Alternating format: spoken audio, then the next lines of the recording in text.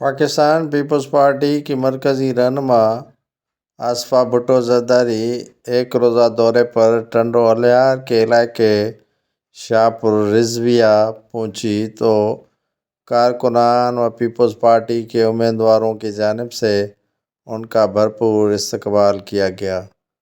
آصفہ بھٹو زرداری عوامی رابطہ مہم کے سلسلے میں سندھ کے ضلع ٹنڈو الیار کے شاہ پور رضویہ پہنچی، جہاں پر پیپلز پارٹی کے امیدواروں کی جانب سے آصفہ بھٹو زرداری کا بھرپور استقبال کیا گیا، جلسے سے خطاب بھی کیا اور پی پی کارکنان کے نعروں کا جواب بھی دیا۔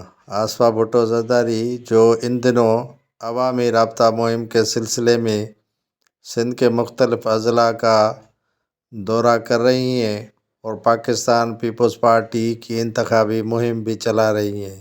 آصفہ بھٹو زرداری ٹنڈو الیار پہنچنے پر ہزاروں کی تعداد میں پیپلز پارٹی کے کارکنان کی جانب سے ان کا استقبال کیا گیا۔ خواتین، بچے، بزرگ، نوجوان اور ہر طبقے سے تعلق رکھنے والے افراد ان کے جلسے، ریلی اور دیگر مقامات پر استقبال میں موجود تھے۔